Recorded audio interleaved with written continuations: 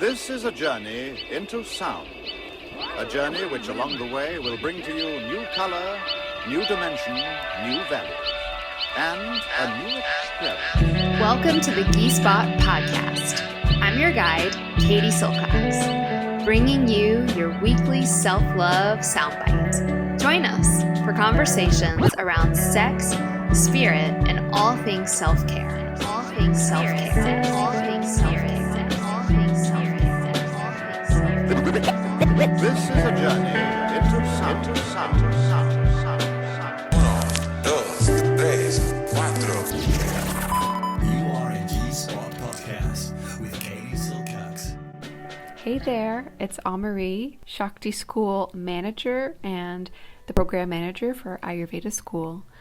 This week's episode is so good. I know you're going to love it. It's a topic dear to our hearts here, and we get to talk with one of our Ayurveda School teachers, Brooke. But first, a word from our sponsors. So this week, we're featuring Banyan Botanicals Stress Ease. It is so good for before you travel and during your travels. I'm about to travel, and you know what? We're not in the clear yet for flu season. Even though it's March, the flu is going around like crazy. There's a new virus in town. Hey, so you could save 50% on the Stress Ease blend, and I really recommend it. You can go to banyanbotanicals.com/Katie to get that discount. And if you're curious about your unique Ayurvedic mind, body constitution, Banyan also has a really cool quiz that I'll link in the show notes for you. And our second sponsor is Apothecary. That's Apothecary with a K. They're a unique boutique apothecary near us in the East Coast. They're based in DC, and they have really fun blends. Their Seal the Deal is an aphrodisiac blend full of adaptogens and natural energy boosters. It's got maca, acai berry, ashwagandha, and all these other herbs. And it's the kind of thing that I like to start taking this time of the year because there's that heavy coughic, like in your nose, respiratory thing. Again, the flu is still going around. You can get 10% off Seal the Deal with the promo code GSPOT10. And I'll put that in the show notes for you too. So enjoy this episode. And if you have any questions about Ayurveda School, you can always find me at ayurveda@theshaktischool.com. And I'll see you guys later.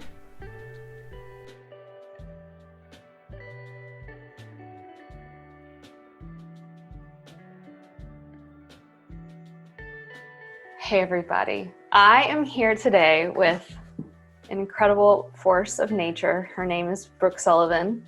She is a Tantric yogini, a Tantric herbalist. She's a writer, she's a leader, she's a practitioner, and she, as have I, studied the science and philosophy of Sri Vidya.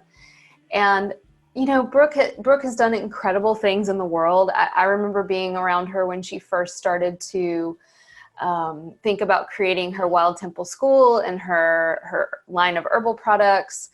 And it's just been an incredible thing to watch Brooke bloom, if you will, as an herbalist and a tantrika in front of my eyes. And you know, she's also been a dear friend of mine, and she is one of the teachers that we love so much at Shakti School. We're going to provide links later for you guys to read more about Brooke and her website and her trainings and the Wild Temple. So definitely check that out in the show notes. But I just want to start and Brooke, like we were talking before, and you were kind of saying you've been doing some research, and so why don't we just start there? Absolutely. Thank you so much, Katie. I'm really excited to be on the G-Spot. So what is this idea of Tantric herbalism? Right. So just to share a little backstory, I've been, like Katie, we've been studying this really amazing system called Tantra. And I think there's a lot of misconception of what Tantra is about, and give thanks for Katie and the G-Spot to really help to clear it up and to bring it forward into modern day application. And so I feel like what I've been doing in the herbal realm has been really similar, where the parallel path of my studies has been yoga and Tantra yoga specifically, and herbalism for the past 20 years. So they've really infused one another, and has within me created something that I don't quite fit in the box of other herbal systems. Mm-hmm. And I've just been really excited to realize this. First, it was kind of like, oh man, what do I call myself? Do I call myself a spiritual herbalist? Do I call myself a traditional herbalist or a vitalist herbalist? And none of those really fit because, again, I'm a tantric. And so what happened was, this is only a realization, an aha that I had about a month ago, as I'm trying to write more about this concept and bring these teachings more forward. And it just hit me. I was like, oh yeah, I'm a tantric herbalist. And so then I was like, well, cool. What does that mean? Let me research a little bit about that just to make sure that's the box. Mm-hmm. Why do we think in boxes? I don't know. But that's what I aligned with, I guess, the most. And there was really nothing on it. Nobody is calling themselves a tantric herbalist. Nobody is using that title as that being the study of herbology that they are aligned with or are doing. And so I even interviewed a dear friend and colleague of mine, and he is a tantric and an Ayurvedic clinical practitioner that has largely studied the Western herbal system. And so he was the closest I could get to really what I'm doing as well in this knowledge. And he's like, wow, Brooke, I did some research, and there's no title out there that says this. You're the only person that comes up. I don't know, but these are my thoughts of what it is. And so that's where I'm at. I'm kind of like, I'm so excited to talk with you, Katie, because I have really a deep understanding in my own knowing of where Tantra can actually help modern day practitioners, both in the yogic sphere as in the herbal sphere, to really help with climate change, climate crisis, I'll say, to really help us heal all of the karmas in our bodies and really exalt our way of living so that we can be successful, we can feel fulfilled, sensual, and truly show up in our purpose as the divine plan has in store for us. And so when I looked into the tantric herbalism, the only book I actually found was on tantric medicine. And it's pretty cool. Like, the early tantric medicine actually comes from three main texts. One is called the Bhuta Tantra. There's a Bala Tantra, and the other one is Garuda Tantra. And so the Bhuta is the ghosts, and it's largely dedicated towards possession, demonic possessions, and using ritual mantra and herbal preparations to help clear and abate that. Which, if I can just add to our listeners, this idea of demonic possession, we have a really false understanding of what that is. And so a large part of Ayurvedic medicine, and as Brooke is saying, Tantric is actually dedicated to this. But, a Bhuta could just be an addiction or a state of anxiety, or what we would call anxiety, depression, etc. So no one needs to worry. I mean, and maybe a demonic possession, but it's way more broad than just some sort of horror movie. Absolutely. Yeah. Thank you for saying that. Because when I read that too, I was like, oh yeah, this was before microscopes, this was before a lot of the knowledge was out there. So right. And clinical psychology. Absolutely. Yeah. So the one though that really has the most information about it, and so it's the Bhuta, the Bala, and then the Garuda Tantras. The Garuda is really named after this deified bird, and the bird deity Garuda was the main mortal enemy of snakes and poisons. So, if you think about India and, South Asia in those times, that was one of their main, the main thing that killed them, aside from disease and the things that were unseen, were poisonous, venomous animals and plants even. And so this is a whole text just focusing on helping to heal and cure those poisons. So the Tantric medical manual that I came about finding and the translation of, which I'm still diving into, I really love it. It's called the Kriya Kala Gunatara. Kriya Kala Gunatara, and it was written around the 7th century AD. But the compilation is way before that. It preserves lots of ritual mantra, herbal preparations from centuries before in this one text. And aside from that, there is not much out there written, of course, right? But along with that, we have our own tradition. So this Sri Vidya lineage, and my grand teacher, Pandit Rajmani Teganayat, he's a living Ayurvedic pundit, Vedic philosopher, as well as Tantric practitioner. So he has brought down certain tools of ritual that I've definitely been learning from. But what I'm interested in the most, and I think that this is what I was sharing with Katie, is I still feel like, although I really love the tradition that I'm a part of, there is most of the information that's been handed down is still a little bit patriarchal. It's still a little bit boxed in. And I don't feel that it always addresses our modern needs in a language and in a mindset that we need to actually be able to use it and work with it. For example, this whole idea of, like we were saying, the bhutas and the ghosts and superstitions. In the East right now, even, the idea or viewpoint of Tantra is that it really is like black magic. It's occultism, it's superstition, and the use of mantra and ritual is all superstitious, so it kind of gets thrown out. In the West, we have this kind of sexualized view of Tantra and also the superstition. And, you know, we don't really honor as much the sound vibration and the ritual aspect of medicine because biomedicine is so strong in our society. Allopathic, take a pill, it cures you. What it's really doing is it's suppressing you. And then we're fine. And are we really fine? No, we're not fine.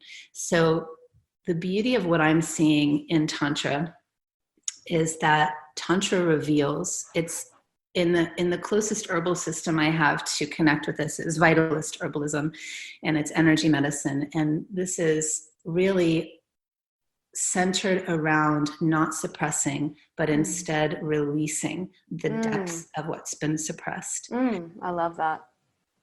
And so we know Tantra is, you know, it's such a profound system of let's not avoid, let's look in through, walk into the shadow, work with the shadow to be able to reveal the light.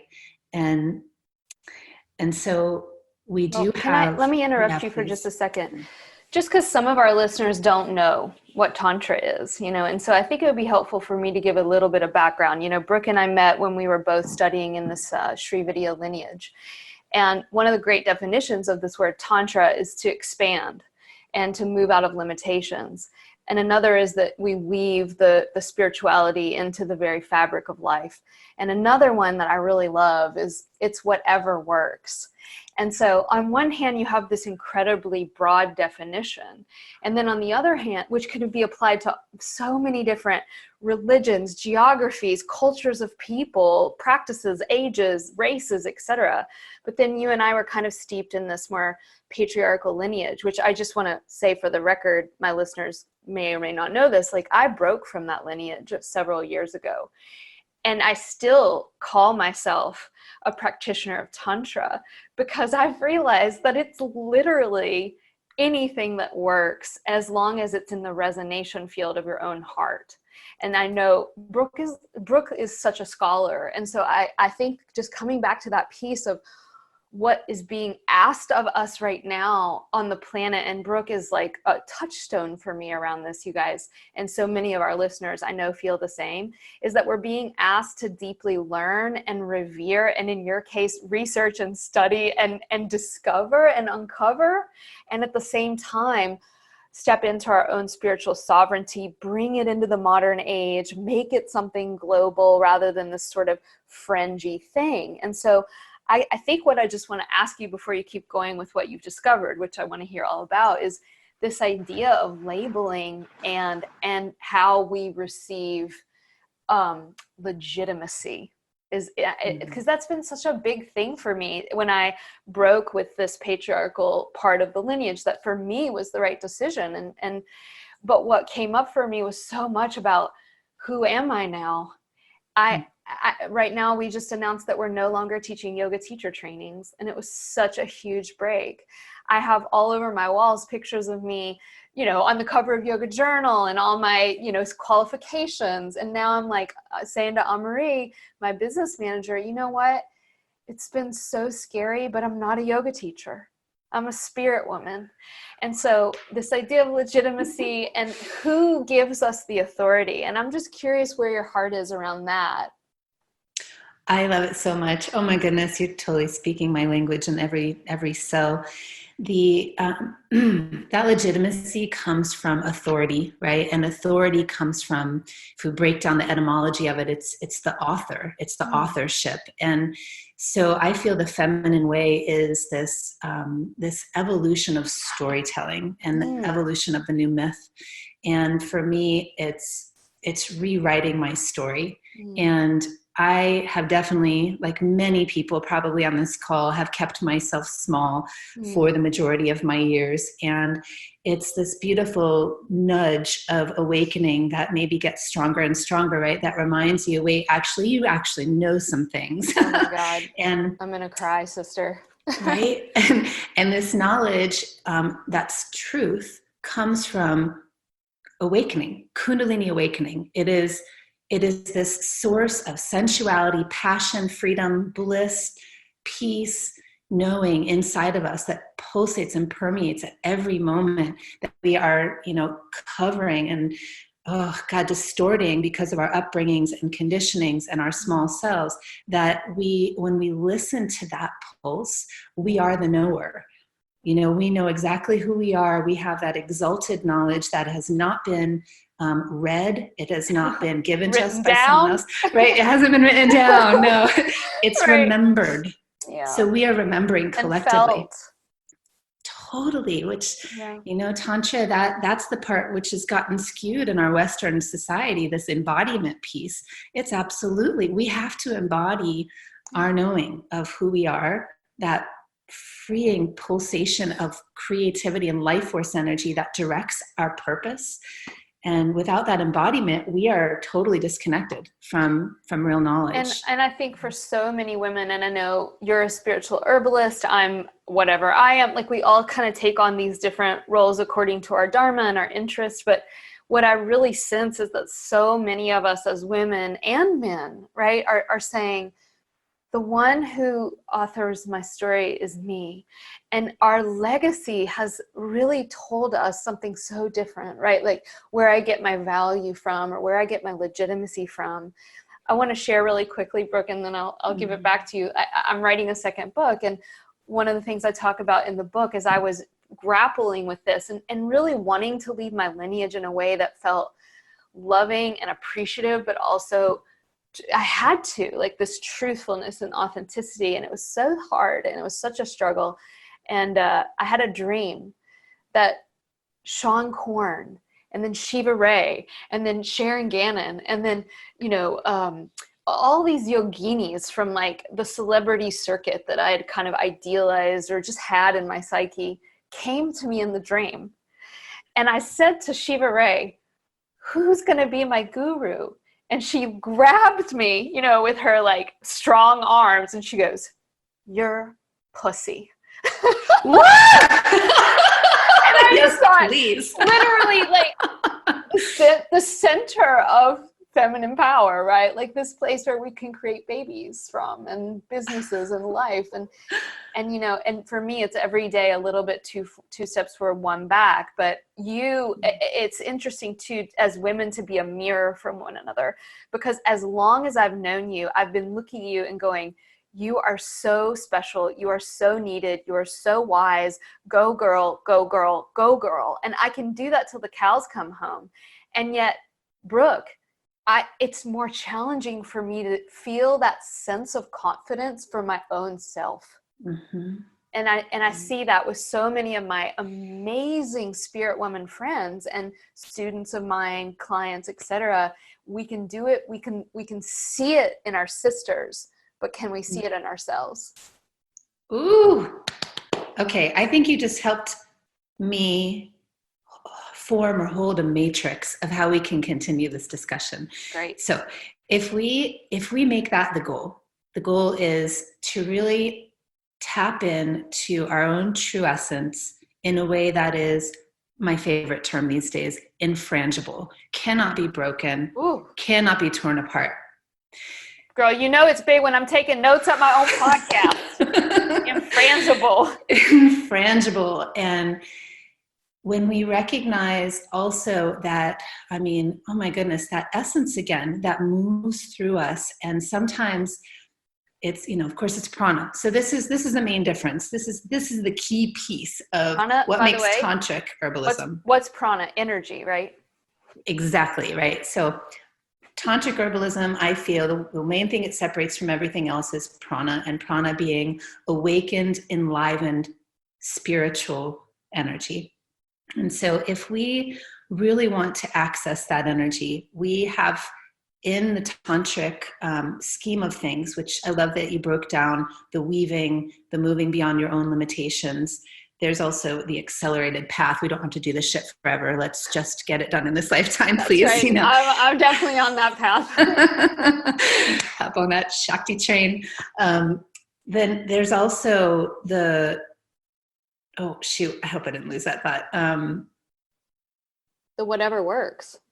Thank you. The methodology of whatever works, right? So that methodology, we actually have a system. And what I'm realizing working with my students and my clients and even myself is we cannot feel that sacred pulse if our adrenals are blown out, if we're not getting enough sleep because we don't have a babysitter and we're having to work hours after we put the children to sleep, So I think that there's first just a need to back up a little bit and take it from the most physical of let's just learn to have compassion for ourselves. And how's your health?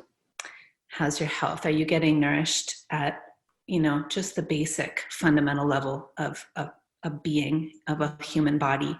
And we can't really, truly, honestly move through and get into these deeper, stronger power pockets of energy unless we've met that first. So this is where tantric herbalism really is in sync with Ayurvedic medicine. And Ayurveda is just this amazing wellspring of how to do that. And so let's do that. Let's get our bodies strong, get the daily rhythms down, make sure that you're oiling, all of those things. I know that that's what the Shakti school is all about. So please go through the Shakti school if you have not already. That's the seed. And Brooke's going to be there talking about tantric herbalism, just so you know. Right. Yes.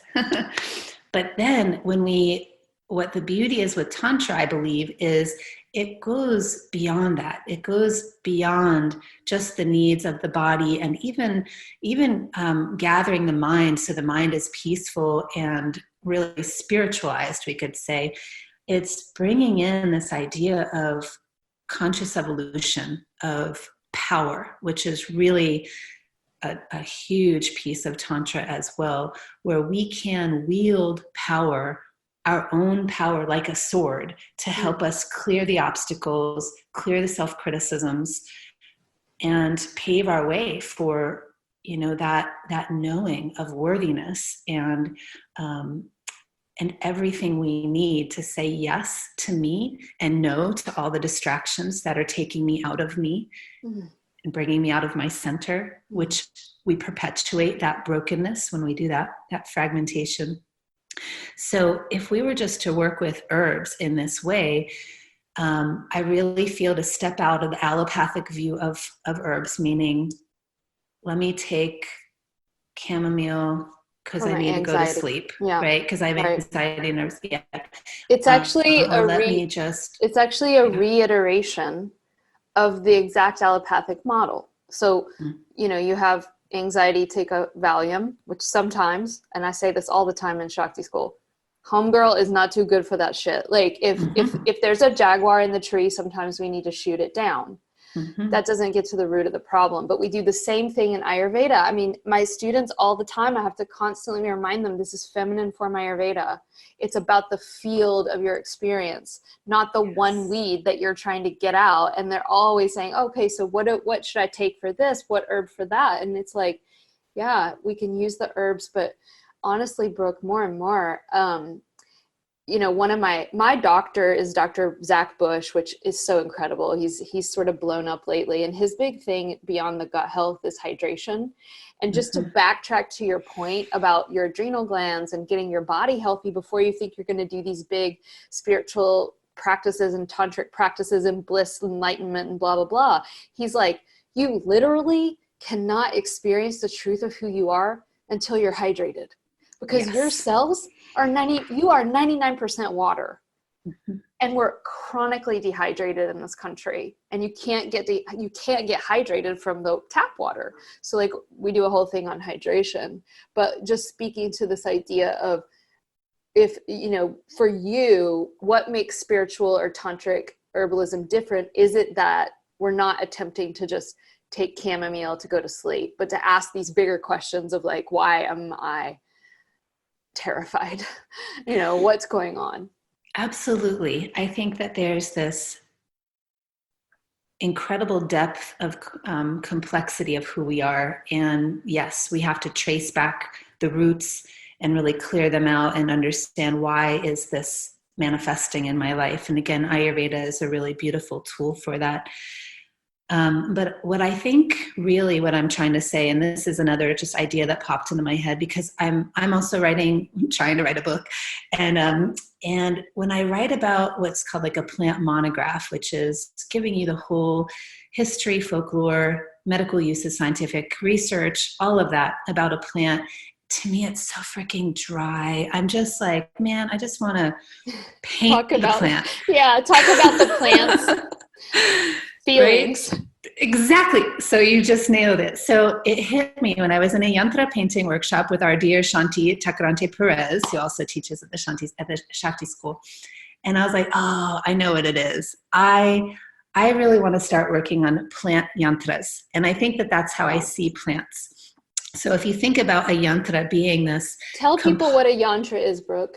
I'll tell my feeling of it, and then please elaborate. But I feel yantra is this embodiment of like a deified or spiritualized concept. So when we bring an idea of, or an energy or a flavor of Durga, for example, it's then brought down into a mathematical drawing first that does some inner workings to your mind. So you get into mind and heart, and this is how the yantras were created, or probably seen by the rishis.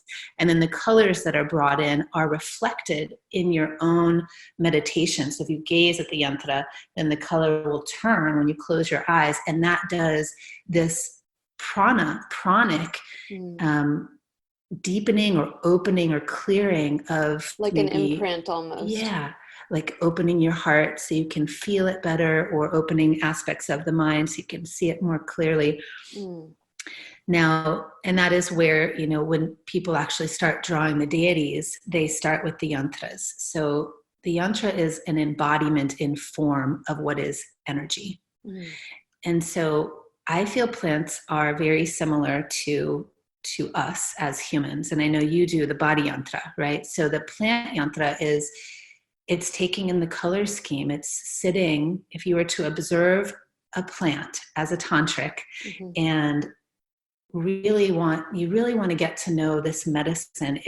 You're not just going and sitting by this plant as a consumer. Like, I'm going to take you to use you for this thing that I have. Which is so patriarchal to just take. Yes, absolutely. Right. So we're remembering how to do it a different way. And the old ways, I'm of Celtic ancestry. The old ways is right to actually to listen and to observe. And so the patterns come forward of the plant, and the patterns create an association that awaken something within you that is a knowing. And depending on how you receive what's called the green language in alchemy, you might receive it as an image, that's clear audience. You might receive it as a hearing. You might hear a story or a voice, and that's clear audience. No, wait, so I said we have clairsentience, clear audience, clairvoyance. Sorry, clairvoyance is the visual, clear audience is you hear it.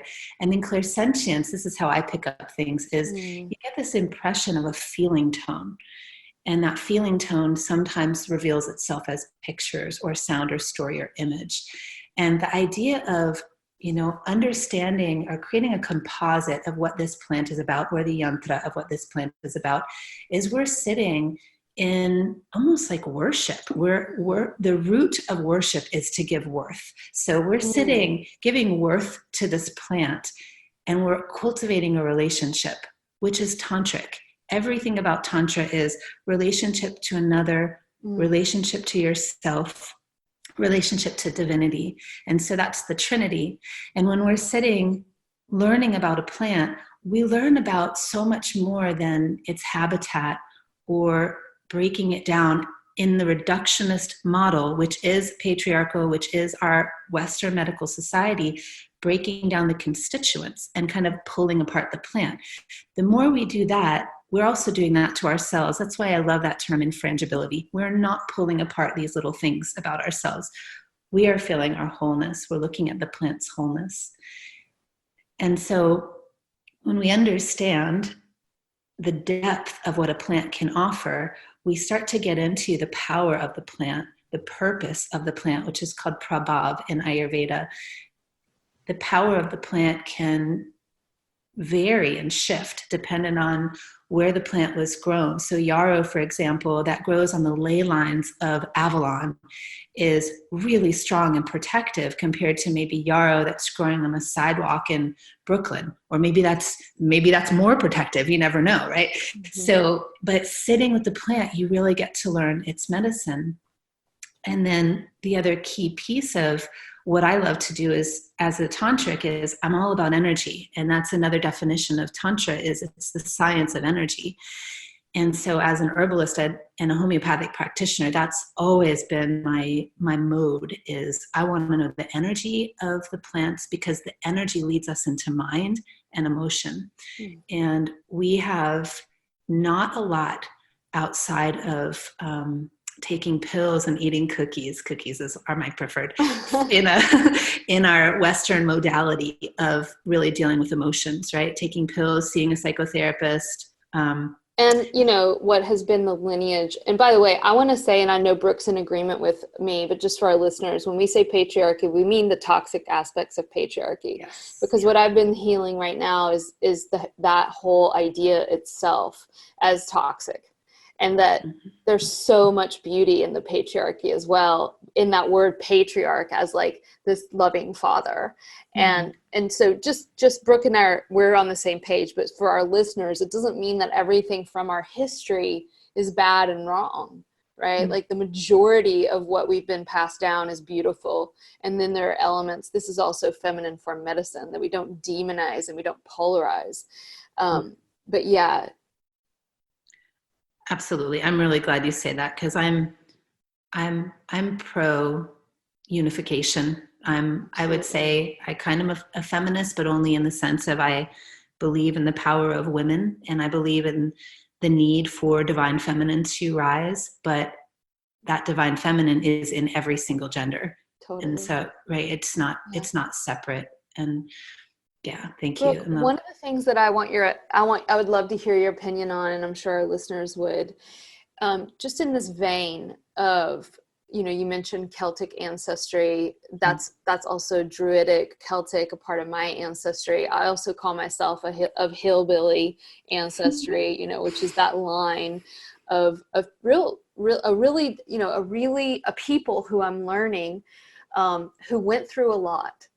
And I know it's less now, but this whole idea of cultural appropriation, and for me personally, and again, everything I say is obviously my opinion, just how problematic that term can be and how important it is in the sense of wanting to honor, you know, you and I both have spent the past 20 years of our life dedicated to understanding what in many senses is another culture's system, and yet understanding the universality of that, and that term being kind of bandied about now. And I just saw a lot of really things that seemed really problematic in the yoga and herbalism world around really needing to check our privilege and I even heard some herbalists say that you should only be using the herbs of your lineage and your ancestry. And then there's me and you who've dedicated our whole life to learning about Ayurvedic herbs and Tantra from the Indian tradition, and yet knowing and understanding that the realness of yoga and Tantra is that it is universal and belongs to no one. And so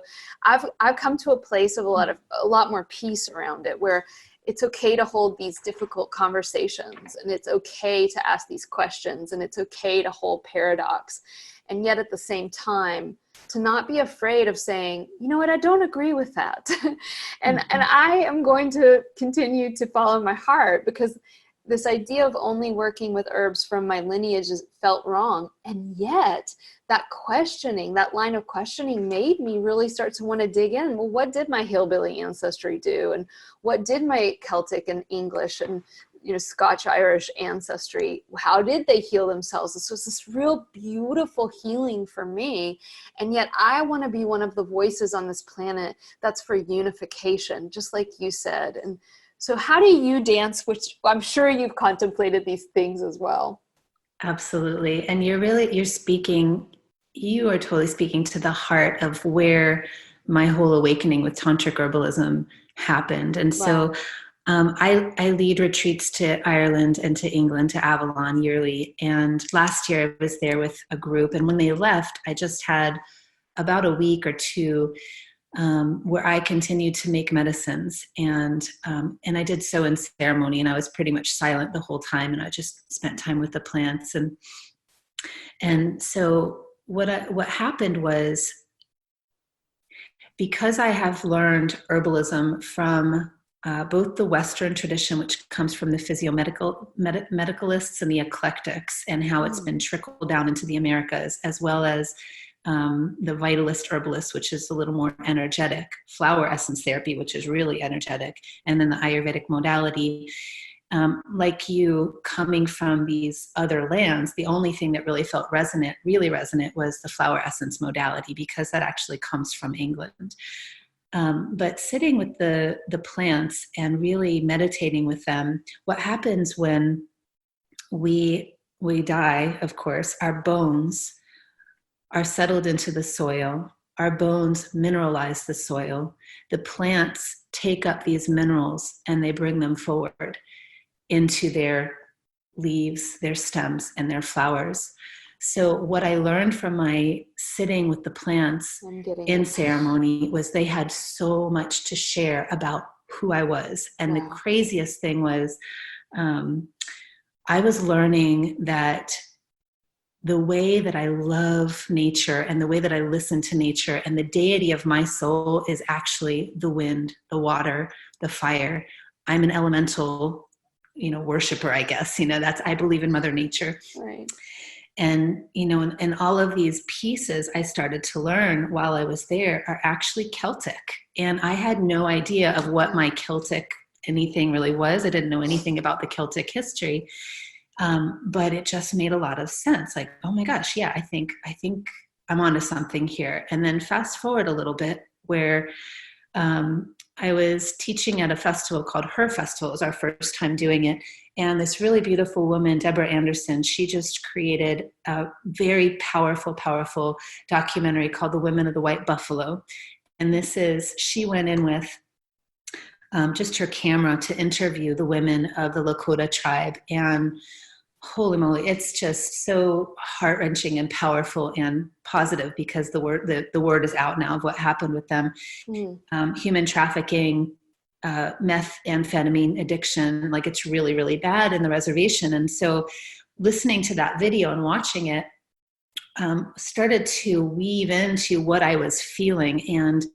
And my presentation was all along the lines of this: I want to bring forward the plant medicine and bring forward this new way of seeing plants and connecting to the earth in a way that supports us and brings us back to our worth, of knowing and feeling I am whole, just like earth is whole. As long as we just keep treating ourselves this way, then this happens.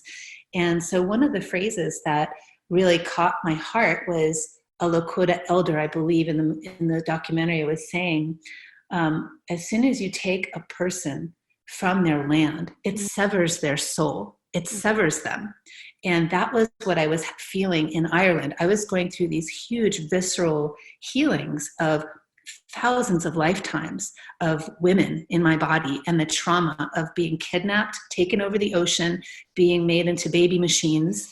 I won't even go into that, because it was really intense. And even the history of I'm crying right now because, Brooke, like, one of the things that I want everyone to hear is that so many of us have been in enslavement.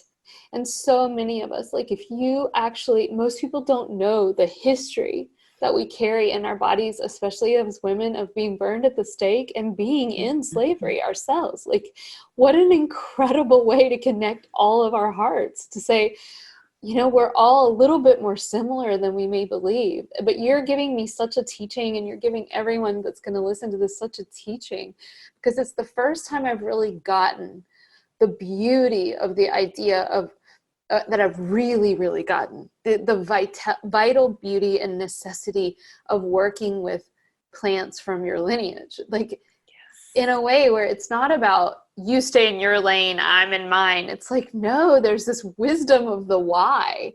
And I do think that we can work with other herbs, of course, right? But I think I'm just overwhelmed right now. But keep going.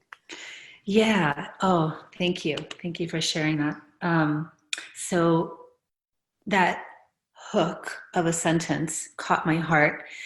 And the other thing that was happening was Shanti was there, and Shanti is our beloved Yantra artist and just artist in general. She's a dear friend of mine. And we were doing these huge pieces around drawing that which is a pain inside of us, like that block, that big block that prevents you from really feeling the essence. And now I'm using my own words, but this is what it was for me, from feeling that whole essence of I am worthy, and I can love myself up, and I can promote myself with things, you know, all that stuff. That big block within me was, I feel like I've forgotten who I am. That's where it started. And then it was like, wait a minute. I feel like I've forgotten in a way that I have amnesia. Like, I know something, it's in there, but I can't access it.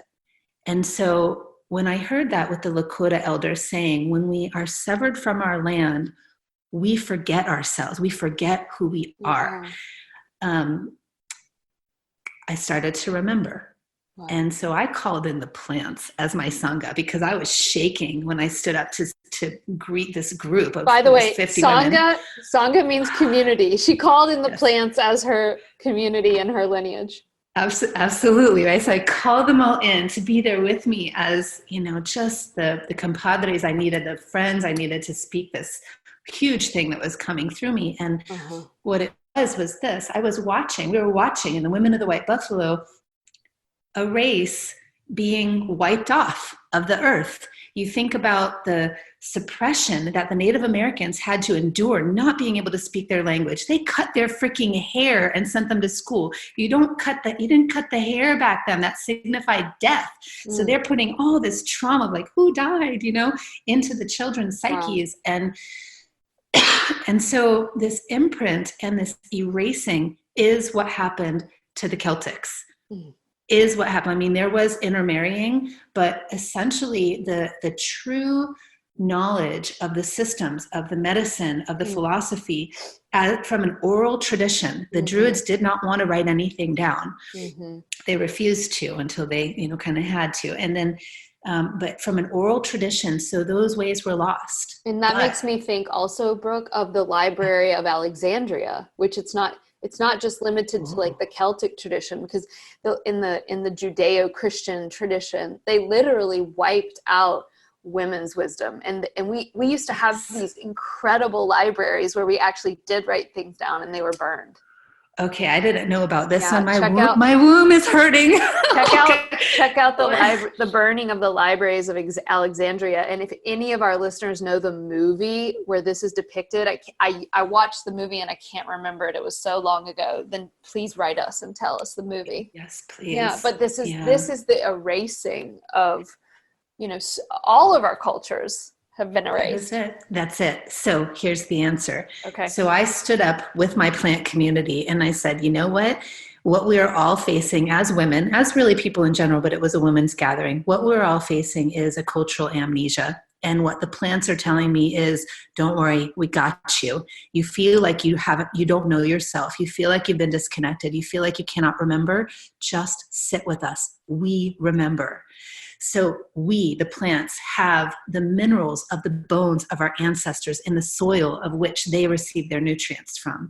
And when we, as ones who are worshiping, sitting with worth in front of another plant of worth and not denigrating it and not reducing it to, its constituents. We are honoring the land, the ancestors of that land, and what that medicine will have as a gift for us in return of our worshiping that medicine. So the plants are evolving just as we are evolving. And as we worship that root worthy, we sense their worthiness has not been forgotten, not for 1 second. And so the imbibing of, or the touching, or the meditation upon the plant reinstates the memory of that amnesia of our worthiness. Yes. Brilliant. Okay, Brooke, I know you could talk, like, you're such a scholar and a genius. Everyone's going to freak out when they hear this podcast, but all right, I'm thinking of myself right now, and I know my listeners identify with me a lot or they wouldn't listen, right? And so on behalf of Katie Silcox and the listeners, okay, I'm in my house. I do a lot of work on the computer. I'm a writer. I have an online school. I live in a beautiful place, but I live in, a city, even though I've got some trees and a garden. What can I do now to begin working with Tantric herbalism, working with plant as in lineage and ancestor medicine for our listeners who are at home, who might live in a skyscraper, or me that I don't live on my native land where I'm from? What practical things can I do now? Absolutely. I think it's really practical to bring in just a few allies. I think that working simply really helps us to create a depth, so we learn more. As Patanjali says, dig the hole deep instead of many holes wide. We can get very diffusive and distracted. And so I would think into what is it that you would like to lean into the most. And so for your example, so someone who works a lot at the computer and really wants to connect to that sense of worth and it being the tantric realm. So I want to add in that worth is prana, which is sensuality, which is power. So if we can access that, we can bring in some herbs for that. Let's just pretend it's for somebody like that. Let's just pretend. Let's just pretend it's for somebody who wants to remember her deep worthiness. Yeah, absolutely. And so let's see here. I would work with definitely the nervous system, just to have like a regular nervous system tonic to keep the nervous system balanced. And one of my favorites is milky oats, and you can get a tincture of that. You can order it. It is a really beautifully invasive weed. So if you can scatter seeds, let that shit grow. Okay. And it's at the seed stage. It's like the divine mother's milk. It literally goes in and feeds the nervous system.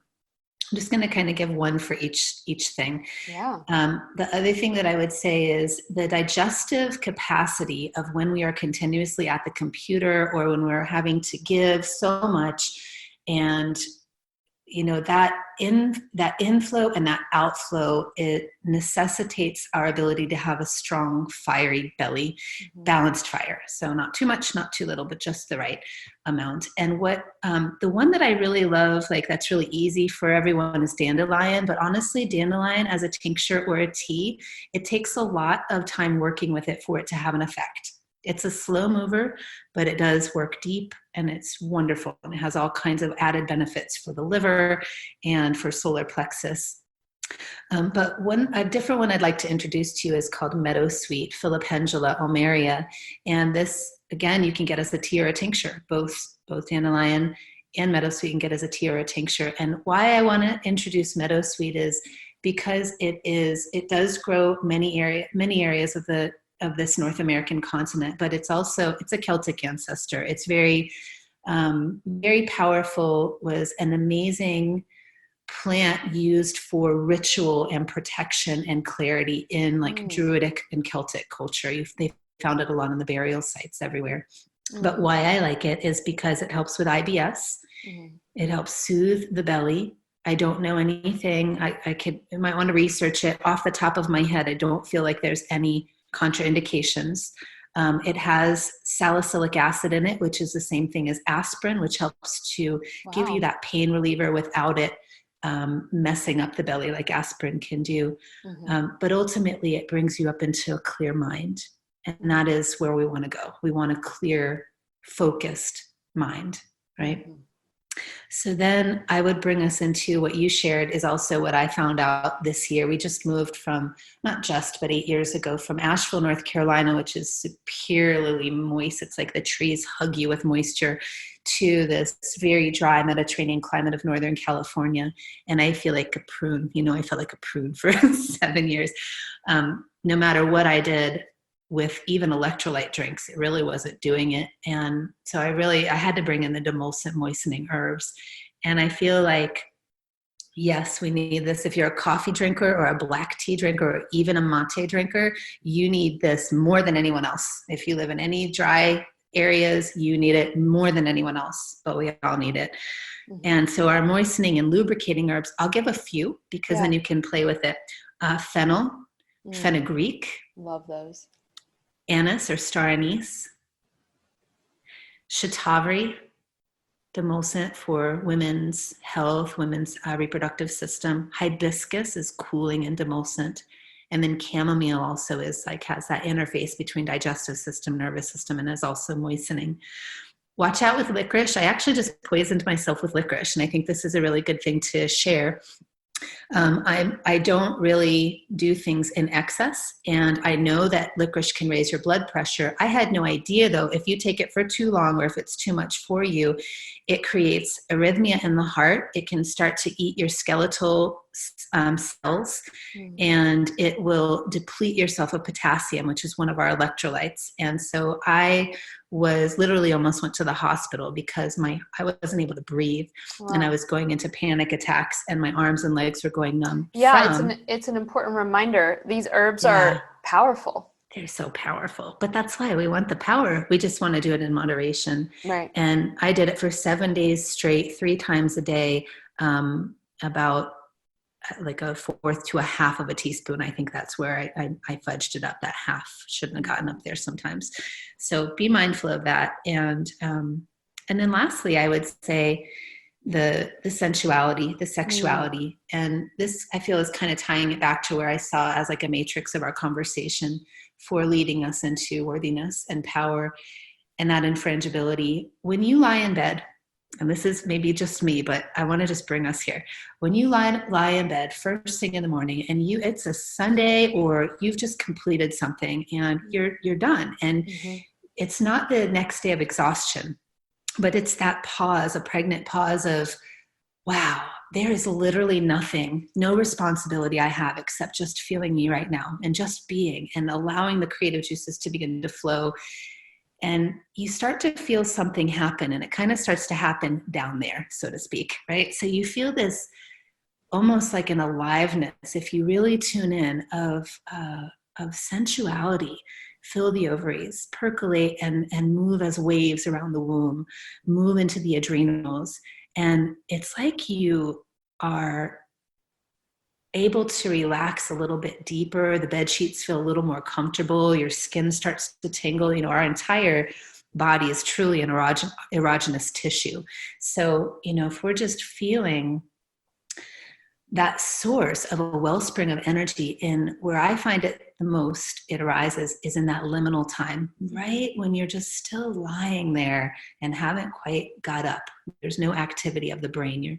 You're in prana. This is the Brahma-hurti time, this juncture of or a threshold from one thing into the next. And that's the time where you can start to feel, all right, this is actually my soul. This is me. This is me in its wholeness. What does it feel like, me? And sometimes me feels like joy. Sometimes me feels like deep, deep peace or deep, deep rest. Sometimes me is absolute sensuality and sexuality.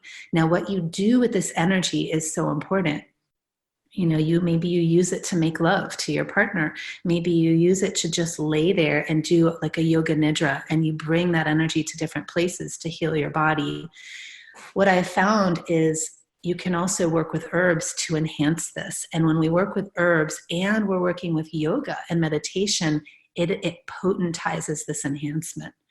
So bring aromatherapy into your meditation practice. Take a couple drops of an herbal tincture of, say, shatavari, right, which is the woman's herb for that replenishment of our reproductive system. Ashwagandha, I feel also, even though it's really more indicated for men, I feel it's amazing for women who tend to have to put on that face of the man and be in the world in that radiant kind of way. That kind of adrenal, anxious, go get in kind of intensity. Ambition. Oh, you broke. I lost you.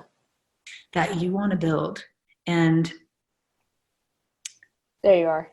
Okay, I was going to say, I kind of disconnected. No, you're good. Keep going. Keep going. Okay. And then other ones that I love are really Queen Anne's lace. So Queen Anne's lace grows all over the Southeast. It's in fields. It's wild carrot. It's actually here in the West. It's probably all over, actually. And what I love about Queen Anne's lace is if you take it as a tea, it's not well known. People don't use it very often for this. It builds your adrenals. It strengthens you. It also has an affinity for the reproductive system. And I think it was Rob and Rose Bennett did a study about 10, 20 years ago on using wild carrot for birth control pills and how it actually can work. It's a really great study to check out. But it's not foolproof. So nothing is. Right, exactly. But I love its correlation between adrenals and reproductive system. And then also as a flower essence, it helps our integration of sexuality move upwards into spirituality. It exalts sexuality. Wow, I'm going to give that to a couple of men I'm dating. Perfect. There we go. And so I'm so glad you say that, because this is the one I don't slip anything in anyone's drinks. That's except so horrible, this. Right? But this would be the only time I would ever think of, and I would actually just have to tell them this is what's up. But for the gurus who turn predator, this helps that moving of that sexual energy into an awakening of consciousness. So they're seeing that sexual interplay and that power over that happens with that kind of thing. Super gnarly. And I really love Queen Anne's lace because it was named that after their thinking that puritanical society, that lace that people had to wear, right? So if you think about this prudishness that we are now subjected to, that has been embedded in our cells, in our conditionings, in our upbringings. So that's, for me, that's what I'm unwinding. It's like, I don't want to be prude. I want to feel sensual and sexual. And so when we bring in the memory of these plants with Tantra, of like, no, our life force energy, our creativity, our ability to truly show up in the world absolutely is connected to our sexuality. And so if we haven't healed those traumas and healed those issues and belief systems, we are literally caging our potential. And I mean, how many of our listeners out there are listening? And I grew up Southern Baptist. So many of us grew up within this Judeo-Christian puritanical overlay. How many of us have that? It's almost all of us. Absolutely. Yeah. And the Queen Anne's came to me at that same festival where, after I had taught about the plants, and we had that, it was that image we drew of that peace, that feeling inside of us. We, and I hope Shanti's okay that I shared this, but we actually built a funeral pyre to burn these images. And so what revealed at that time was, for me, I was burning that cultural amnesia, this idea that I've forgotten, which I really hadn't. And the plant that started to show up was Queen Anne's lace. So Queen Anne's lace came and started to really talk to me, be like, hey, study me a little more. And as we were on the way to the airport, I realized we were right outside of Salem. I had no idea we were outside of Salem. And I was like, I think I have some ancestors here. My dad is doing the genealogy. And he's like, I'm not going to tell you for sure until I'm absolute, the nerdy. I need to make absolute positive it's that, or we're not going to claim we live, we came from Salem. And anyway, so I wound up landing at my dad's home, and he was like, well, by the way, Brooke, okay, your first ancestor named Bridget, of course, 11th great grandma was the first immigrant into the United States who landed in Salem, Massachusetts. Oh, and I'm freaking out. 6 generations of Salem, Massachusetts in my body of That people. doesn't surprise me one bit. Right? And then the Queen Anne's was the one who started to really reveal this to me. So I really, listen to the plants. Let me give you 2 more, Maca and Damiana. Maca I love can be those. really strong on the adrenals, so be mindful of that one. But Damiana, my friend and colleague Amy Branham, amazing Ayurvedic practitioner, she's like, you take Damiana, you drink Damiana tea when you want to have sex right now. It's the one, or in a few hours, it's the one that opens up the sexual centers. So if you want that for you, if you want that sexuality to write that paper, or to like, let me just infuse the rest of my afternoon instead of Vata downtime, Right. I'm going to have Vata sexy time and get this job done. No, I have to interrupt you on this one, because it's so weird how Brooke and I we go about a year without talking, and then we have to finally get together, and then we're like, it's like I feel like a part of my heart and brain and pussy like fuse into you, and like in Avatar, like we're just like, oh, I know the essence of everything. Because I went to a party the other night. It was called Forbidden Love. I go to bed at 9:00 and wake up at 4:30 or 5 in the morning. Like it is okay. So this is the first time I've gone out and partied and danced since probably I lived in Spain, which was like 15 years ago, 20 years ago. Brooke, I had so much fun, and for a number of reasons. But before the party, I had some friends over. They were drinking whiskey. They were taking, mushrooms. Like I don't judge, whatever anybody's got to do to have a good time. And I was taking aloe vera water to stay hydrated, and I drank aloe vera water all night, and I took Damiana tincture like 3 or 4 times throughout the night. And I literally had people coming up to me being like, are you on like ecstasy? And I'm like, no, ecstasy is my nature. Yes, thank you. And no judge. And I've been working with my judgment, because I'm very anti-drug. I grew up anti-drug. Yep. Good girls are supposed to be anti-drug. But I'm telling you, when I saw these men from my conservative, repressed, suppressed, toxic patriarchal lineage town called Charlottesville, literally, where that shit went down 2 years ago, I saw my brothers, who are my friends, taking mushrooms, taking ecstasy, taking MDMA, whatever acid, LSD, whatever they were doing. And all of a sudden, Brooke, I realized they could interface with my heart the way I am all the time. Yeah. And it was like, wow, who are we to say what people need in the moment, first of all? And nobody think I'm like, yay, drugs. I mean, I think we need to work with these substances in a very titrated and conscious and usually microdosed way.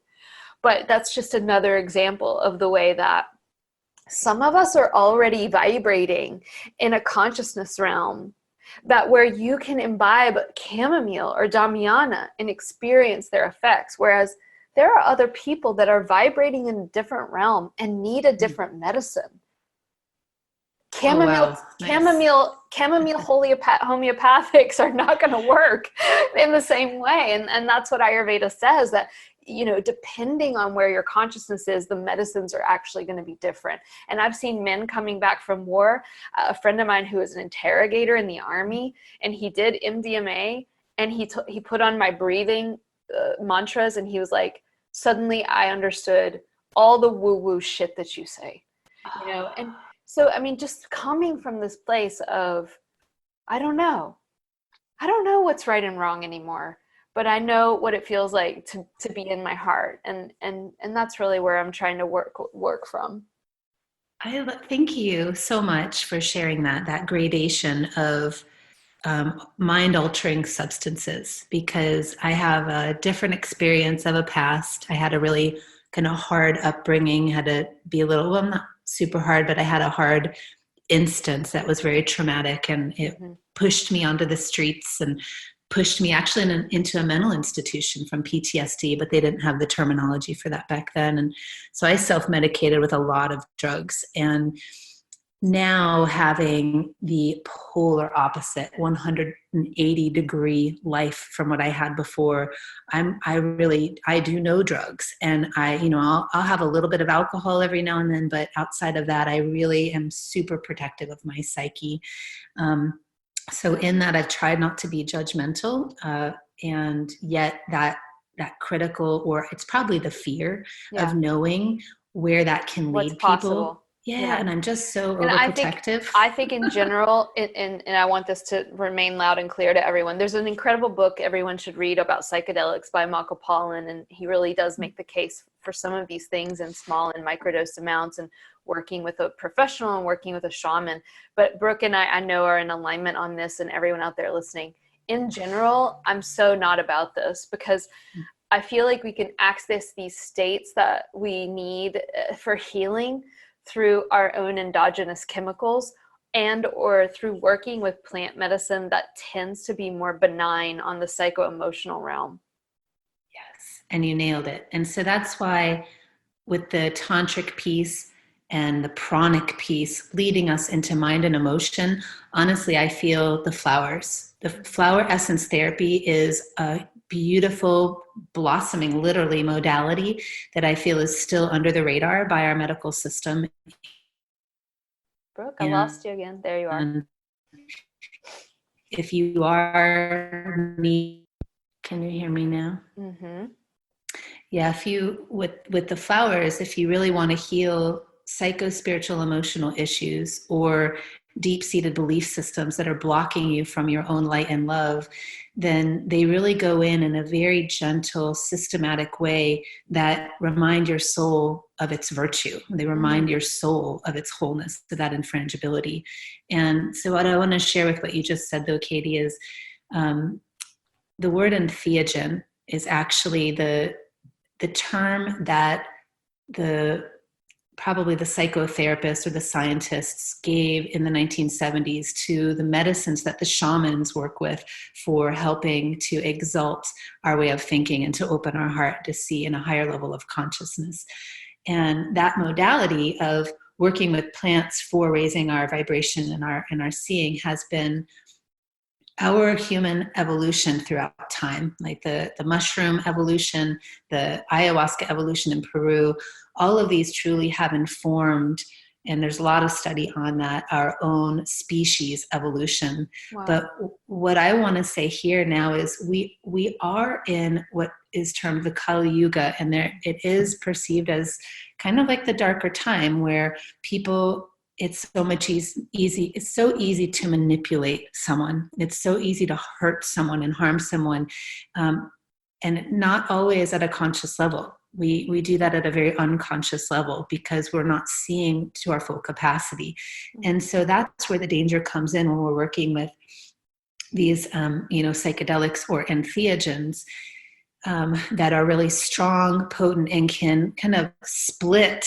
It's like, it's so fast, it's so fiery, it's very heroic that it can split the psyche. And if someone's not prepared for it or not hydrated, then, or not protected enough, then it can actually do lifelong damage. And so like what you're sharing, we can work with the benign plants, which in my belief system and others that I've talked to, I believe that most plants are entheogens, meaning entheogen is defined as becoming divine with. That's its etymology from Greek terminology. It's becoming divine with. Theos means God. Mm-hmm. So we can work with meadowsweet, we can work with juniper, we can work with gotukola, ashwagandha. These plants literally evolve us in a way, tap us in and connect us to being divine with God, our own divinity, or the divinity of the plants.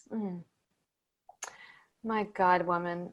You know what's coming, and I know you and I could talk for literally 3 more hours, but I do want to wrap it up. And that is, my second book is about coming back to my true lineage and my true worth. And one of the things that I'm realizing is the value of the guruship of my mother and her wisdom, and just the everyday wisdom of her telling me how to tend a garden and her telling me how to hang curtains and all these little things, right? The other thing that I'm realizing through this conversation with you is that the guru is the sistership of equals. And and I'm just like, okay, I think that it can be 2022, but I think you, me, and Shanti, and whoever else from our tradition, we need to come together and support one another. And maybe we need to lead and be on. I don't know. I'm just envisioning some sort of true sister reunion, and that the guru is here. Like, it's so here. Like, I'm literally sitting here in tears with you, just like taking notes, like, because I'm in front of the teaching and through this incredible vessel that is Brooke. And so I really appreciate you, and to all of our listeners, like, the guru is all around you, and it's in your sisters and your friendships and your parents, even if they weren't the best ones, and in all of our lineages. So Brooke, is there anything that you really want to let people know about? If you've got something coming up, we'll of course put your website in the show notes, but just to kind of close up. Yeah, I think I just want to say yes, please, and thank you. I would, I would love to do, anytime something with you at a larger, smaller scale level, whatever. Let's do it. I just know that when people listen to this podcast, that we're going to get like 50 emails of everyone wanting to come to something of that sort. Yes, absolutely. Yeah, let's go on a journey. We'll take a journey together. Let's go on a journey, guys. We're going to use some Damiana. We're going to head over to Ireland and yes, please. I'm brewing up a formula in the kitchen right now, and I was like, all right, I got to think of a name for it. I don't want to call them pussy poppers, but maybe they're called pussy poppers. It's catchy. Right? So little tiny coconut pills to insert prior to making love with blue lotus, Damiana, fennel, fenugreek, gotu kola, and amalaki. So there, I just said my recipe, but you can find out more. Let's see. Everybody's going to buy your pussy popper. Send us the link. We will sell the fuck out of those. Oh, so cool. Pardon the pun. I'm just going to give out the recipe. Everyone can make it from home. Thank you.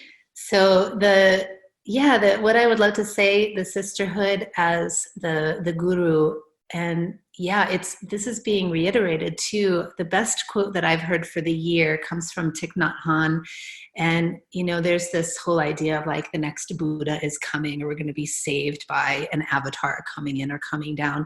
And Thich Nhat Hanh says the next Buddha is Sangha, or Sangha is the next Buddha. Mm-hmm. And so I think you have it right. Like, our community of sharing in this way and breaking through the barriers, the limitations, breaking down the boxes, and rewriting the story. So we are the authors, and we have the authority of what this is that we're bringing forward, which is new. It's a whole new reality. It's a whole new way of being. Yeah, and I did a whole podcast, Haters Gonna Hate. Like, if you're being called to be the author of a new story, those that are not ready will be triggered by your very presence. Ooh, yeah. And it sucks. It sucks. I just got really tiny when you said that. I was like, I know, because everybody knows Bunny likes to be loved. Bunny likes to be loved and validated. And that doesn't always happen. And what a great lesson, Brooke. I adore you. Thank you so much for being on the Ghee Spot. Yeah. And so to answer you too, lastly, I will be Level 2 Herbalism for the Shakti school. So I'm going to be breaking down this whole Tantric herbalism in that way. And then the third day that we meet, we'll actually be in my kitchen together, virtually, making recipes. Maybe we'll recipize, if that's even a word, the pussy popper. So Perfect. We can do that. And then I'm just about to launch a program. It's the third time running now, called Plants Drop Wisdom. And this is it's a flower essence training. So it trains you to be a flower essence therapist based on this lens of Tantric herbalism. So the whole history, the foundation of Bach flower essence, bringing us into the more modern flower essence society, all the science and data and research that they've been doing, and then the next level of how we can work with plants to really raise our consciousness and Kundalini awakening. And then I'm starting another program in the fall called the yogi's apothecary, and this is really the foundational pieces for those who want to understand how to just support the physical body, mainly like the nervous system, digestive system. We go in deeper to these plants and medicine making, how to support you in that way. And then other than that, I run a school called the Wild Temple, and it's in Grass Valley, California. And like Katie, I'm doing the yoga teacher training at the 500-hour level, and I love it for now. I feel like I'm open to the what's next, of what's going to happen with Tantric Herbalism. And right now it's pulling me out into the field. So I love leading retreats in a way that I can just be on the land in different areas. So maybe I just come to you in Charlottesville and we can speak to the pavement and all the seeds that are under the pavement. You'll see when you get here. This is an incredible town, and it's completely surrounded by nature. So it is a little miniature city, but yeah, let's definitely get you out here. Awesome. Thank you so much, Brooke. I love you so much, and I'm so excited to share this with our podcast. Thanks, Katie G. I love you so much too. Love you. Bye.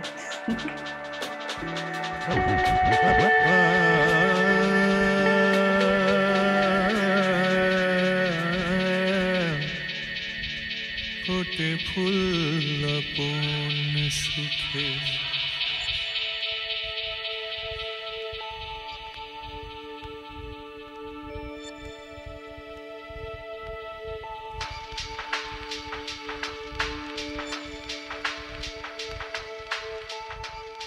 phote phul